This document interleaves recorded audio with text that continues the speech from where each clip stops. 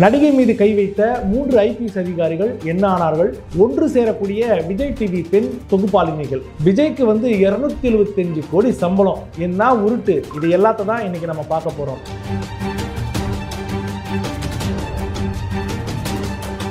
வணக்கம், நான் உங்கள் காண்டிவன். இது நம்ம நியூ பாரத். நடிகை மீது கை வைத்த 3 ஐபிஎஸ் அதிகாரிகளோட கதை உங்களுக்கு தெரியுமா? மலையாளம், கன்னடம், இந்தி படங்கள்ல நடிச்சவர் தான் நடிகை கதாம்பரி. இவர் கொடுத்த புகாரின் அடிப்படையில் தான் 3 ஐபிஎஸ் அதிகாரிகள் உட்பட ஒரு 5 போலீசாரை தற்போது சஸ்பெண்ட் செய்து வீட்டுக்கு அனுப்பிச்சிருக்காங்க அப்படிங்கிற ஒரு தகவல் தான். மும்பையில தங்கியிருந்த கதாம்பரியை கடந்த ஜனவரி மாசம் அதிரடியா கைது செய்திருக்காங்க ஆந்திரா போலீஸ். அவர் அரெஸ்ட் பண்றதுக்கு புகார் கொடுத்து இருந்தவர் யாருன்னு பார்த்தா தெலுங்கு திரைப்பட பைனான்சியரும் ஒய்எஸ்ஆர் காங்கிரஸ் கட்சியுடைய முக்கிய தலைவர்கள்ல ஒருத்தர்னு சொல்றாங்க. அவர் என்ன சொல்லியிருக்காருன்னா, தன்னிடம் நில மோசடி செய்து விட்டதாக ஒய்எஸ்ஆர் காங்கிரஸ் கட்சி நிர்வாகி கொடுத்த புகாரின் அடிப்படையில் தான் ஆந்திராவில இருந்து போலீசார் தனிப்படை அமைச்சு மும்பைக்கு போயிட்டு அங்க வீட்டுல தங்கி இருந்த கதாம்பரியை போலீசார் கைது செஞ்சிருக்காங்க. அப்படி கைது செய்யப்பட்ட கதாம்பரியை என்ன பண்ணிருக்காங்கன்னா, விஜயவாடா கொண்டு வந்திருக்காங்க. அங்க வச்சு அவங்க விசாரணை என்ற பேர்ல போலீசார் பயங்கரமா டார்ச்சர் பண்ணிருக்காங்க. சட்டமன்ற தேர்தல் முடிஞ்சு ஆந்திராவில் ஒய்எஸ்ஆர் காங்கிரஸ் கட்சி ஆட்சி முடிவுக்கு வந்திருக்கு. தற்போது அங்க யார் ஆட்சியில் இருக்காங்கன்னா, தெலுங்கு தேச கட்சி ஆட்சியில் இருக்கு. இந்த நிலையில தான் தன்னை பொய்யான புகார்ல கைது செஞ்சாங்க போலீசாரு அப்படின்னு சொல்லிட்டு தன்னை போலீசாரும் பயங்கரமா டார்ச்சர் செய்ததா சொல்லி விஜயவாடாவில் இருக்கக்கூடிய நடிகை கதாம்பரி புதிய புகார் ஒன்று அளிச்சிருக்காங்க. ஒய்எஸ்ஆர் காங்கிரஸ் பிரமுகரின் புகாரோட அடிப்படையில் தன்னை தனி அறையில வச்சு சித்திரவதை பயங்கரமா பண்ணாங்க அப்படின்னு சொல்லிட்டு கதாம்பரி போலீஸ் கிட்ட புகார் கொடுத்திருக்காங்க. நடிகை கதாம்பரியோடைய புகாரின் அடிப்படையில் பாத்தீங்கன்னா வழக்கு பதிவு செய்திருக்கக்கூடிய ஆந்திர போலீசார் ஜெகன்மோகன் ஆட்சி காலத்தில் பாத்தீங்கன்னா உளவுத்துறை டிஜிபியா இருந்தவர் சித்தராம ஆஞ்சநேயுலு அப்படின்றவர் இப்ப தற்போது சஸ்பெண்ட் செஞ்சிருக்காங்க. இவர் மூலமா தான் அந்த ஒய்எஸ்ஆர் காங்கிரஸ் கட்சியோட தலைவர் நடிகை கதாம்பரியை கைது செய்ததுக்கு காரணம் அப்படின்னு சொல்றாங்க. இதுல என்ன ஒரு ஹைலைட்னா, ஆந்திரா உளவுத்துறை டிஜிபியா இருந்தவர் தான் சித்தராம ஆஞ்சநேயுலு அப்படிங்கிறவர். அவரோட உத்தரவு அடிப்படையில் தான் பாத்தீங்கன்னா விஜயவாடா போலீஸ் கமிஷனர் இருந்த காந்தி ராணா டாடா அவருடைய தலையீட்டிலையும் விஜயவாடா துணை கமிஷனரா இருந்தார் பத்தியா விஷால் புன்னி, இவங்க எல்லாம் சேர்ந்து தான் மும்பைக்கு போயிட்டு அங்க தங்கி இருந்த கதாம்பரியை கைது செய்து கூட்டிட்டு வந்தா சொல்லி தகவல். இதனால பாத்தீங்கன்னா விஜயவாடா போலீஸ் கமிஷனரா இருந்த காந்தி, துணை கமிஷனரா இருந்த விஷால், இவங்க 2 பேருமே இப்ப சஸ்பெண்ட் செய்து வீட்டுக்கு அனுப்பிச்சிருக்காங்க. அதாவது ஆளும் கட்சி பிரமுகர் சொல்லுவதை கேட்டு எந்த சட்ட விதிகளையும் பின்பற்றாம ஐபிஎஸ் அதிகாரிகள் 3 பேரும் நடிகையை கைது செய்த விசாரணை என்ற பேர்ல பயங்கரமா சித்திரவதை செஞ்சிருக்காங்க. தற்போது இதுக்கு ஒரு நடவடிக்கை தான் இந்த 3 ஐபிஎஸ் அதிகாரிகளும் ஆகியிருக்காங்க.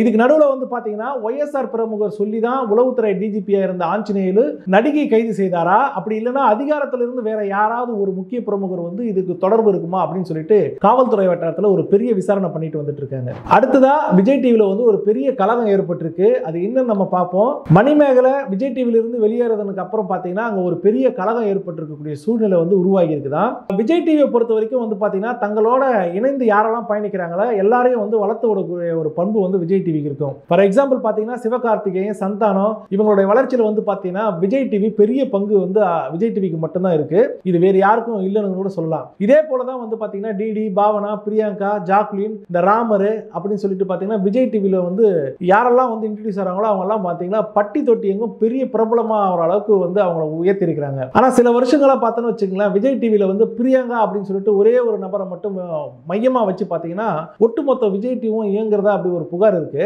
பிரியங்கா இருக்கிறதுனால மற்ற தொகுப்பாளிகள் இருக்காங்க இல்லையா, அவங்க விஜய் டிவில டிராவல் பண்ண முடியாத ஒரு சூழ்நிலை ஏற்பட்டிருக்குதா சொல்றாங்க. பிரியங்காவால் தான் விஜய் டிவியை விட்டு விலகியதா ஏற்கனவே பாவனா மறைமுகமா சொல்லியிருந்தாரு.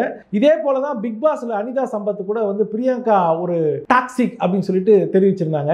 ஆனா இவங்க எல்லாரையும் விட மணிமேகலை என்ன பண்ணிருக்காங்கன்னா ஓப்பனா சொல்லியிருக்காங்க, பிரியங்காவுக்கு எதிராக வெளிப்படையா ஒரு போர்க்கொடியை தூக்கி இருக்காங்க. இப்போ இதனால விஜய் டிவில பிரியங்காவுக்கு பெரிய நெருக்கடி ஏற்பட்டுறதா சொல்றாங்க. பிரியங்காவால பாதிக்கப்பட்ட மேலும் சில பெண் தொகுப்பாளிகள் இருக்காங்க இல்லையா, இவங்க எல்லாம் ஒன்னா சேர்ந்து விஜய் டிவி நிர்வாகத்தை கான்டாக்ட் பண்ண சொல்லி முடிவு பண்ணிருக்காங்களாம். இவங்களெல்லாம் ஒருங்கிணைக்கிறது யாரு அப்படின்னு பார்த்தோம்னா அதே விஜய் டிவியில் இருக்கக்கூடிய ஒரு மூத்த தொகுப்பாளின்னு சொல்றாங்க. பிரியங்காவுக்கு முக்கியத்துவம் தொடர்ந்து அதே மாதிரியான நிலை விஜய் டிவியில் இருந்துச்சுன்னா மற்ற தொகுப்பாளிகளை எல்லாருமே மணிமேகலை எடுத்த அந்த முடிவை தான் எடுக்க போறாங்க அப்படின்ற ஒரு விஷயத்தை விஜய் டிவி தலைமைக்கு தகவல் போயிருக்குதா சொல்றாங்க. இது மட்டும் இல்லாம பாத்தீங்கன்னா ஏற்கனவே 4 சீசன் குக் வித் கோமாளி வந்துச்சு. இப்ப வந்திருக்கிற 5வது சீசன் பாத்தீங்கன்னா ஆடியன்ஸ் கிட்ட பெரிய அளவுல வரவேற்பு இல்லை அப்படின்னு சொல்றாங்க. இதுக்கு என்ன காரணம் அப்படின்னா, அங்க பிரியங்கா பாத்தீங்கன்னா கேங்கா சேர்ந்துக்கிட்டு மத்தவங்களை எல்லாம் அரசு செய்யறது தான் வந்து வேலையா வச்சிட்டு இருக்காங்க அப்படின்னு சொல்லிட்டு ஒரு பேச்சு எழுந்திருக்கு. அதுக்காக தான் வந்து பிரியங்கா வந்து விரைவில் வந்து விஜய் டிவி வந்து கழட்டி விடும் அப்படின்றாங்க.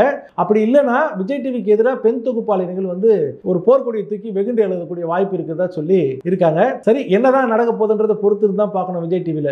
அடுத்து வந்து பாத்தீங்கன்னா விஜய்க்கு வந்து 275 கோடி ரூபாய் சம்பளம் அப்படின்னு சொல்லிட்டு உருட்டப்படும் பெரிய உருட்டு என்னங்கிறத நம்ம பார்ப்போம். எச் வினோத் இருக்காரு இல்லையா, அவரோட இயக்கத்துல வந்து விஜயோட 69வது படத்துல வந்து விஜயோட சம்பளம் 275 கோடின்னு சொல்லிட்டு பல இணையதளவாசிகள் உருட்டுன்னு உருட்டிட்டு இருக்காங்க. சரி, உலக அளவுல பெரிய அளவுல மார்க்கெட் எங்க இருக்கு அப்படின்னு பாத்தீங்கன்னா இந்தி சினிமா தான். அங்க இருக்கக்கூடிய நாயர்கள் பாத்தீங்கன்னா ஷாருக் கான், சல்மான் கான், அமீர் கானுக்கு கூட இந்த அளவுக்கு சம்பளம் இல்ல அப்படின்றாங்க. அவங்களுக்கு இன்னும் இது வரைக்கும் பாத்தீங்கன்னா ஒரு 150 கோடி கூட தாண்டல அப்படின்றாங்க சம்பளம். ஆனா வெறும் தமிழ்ல மட்டுமே மார்க்கெட் வச்சிருக்கிற விஜய்க்கு வந்து 275 கோடி ரூபாய் சம்பளம் அப்படின்னு சொல்லிட்டு பரப்பப்பட்டக்கூடிய தகவல் வந்து நிச்சயமா அதுல உண்மையே கிடையாதுங்க. தமிழ் சினிமா துறையை பொறுத்த வரைக்கும் பாத்தீங்கன்னா அதிக சம்பளம் வாங்கக்கூடிய நடிகர் யாருன்னு பாத்தீங்கன்னா சூப்பர் ஸ்டார் ரஜினிகாந்த் தான் இருக்காரு. இவருடைய சம்பளம் பாத்தீங்கன்னா 121 கோடி ரூபாய் இருந்துச்சு. அண்ணாத்த படம் வந்து சரியா போகாத நிலையில தான் வந்து பாத்தீங்கன்னா பாதி சம்பளத்துக்கு ஜெயிலர் படத்துல நடிக்கிறதுக்கு ரஜினி ஒத்துக்கிட்டாரு. ஆனா ஜெயிலர் படம் பெரிய அளவுல வெற்றி பெற்றுச்சு. உடனே என்ன பண்றாரு கலாநிதி மாறன் வந்து ரஜினியோட வீடு தேடி போயிட்டு மிச்சம் இருக்கிற அந்த பேலன்ஸ் வந்து 60 கோடி ரூபாய் கொடுத்து மறுபடியும் அவர்களை மார்க்கெட்ல வந்து பாத்தீங்கன்னா 120 கோடி ரூபாய் சம்பளம் வாங்குற ஒரு நடிகரா மாத்தி நிக்க வைக்கிறாங்க. இந்த விஜய் படம் வந்துச்சு இல்லைங்களா, இந்த கோட், அதுல வந்து பாத்தீங்கன்னா சென்னையோட ரைட்ஸ் இது எல்லாம் சேர்த்தே வந்து பாத்தீங்கன்னா விஜய்க்கு வந்து 100 கோடி ரூபாய் தான் சம்பளம். பீஸ்ட், வாரிசு, லியோ அப்படின்னு சொல்லிட்டு விஜயோட படங்க வந்து வரிசையா வெளியானாலும் பெரிய அளவுல வந்து வசூல் கொடுக்கல அப்படின்றாங்க. இந்த படம் எல்லாமே வந்து ஒரே ரகமாக தான் இருந்துச்சு அப்படின்றாங்க. இந்த நிலையில தான் வந்து பாத்தீங்கன்னா கோட் படமும் பாக்ஸ் ஆபீஸ்ல படுத்தே விட்டது அப்படின்னு சொல்றாங்க. இதனால 69வது படத்திலும் விஜய்க்கு வந்து சம்பளம் 110 கோடி ரூபாய் தான் அப்படின்னு சொல்லி சொல்றாங்க.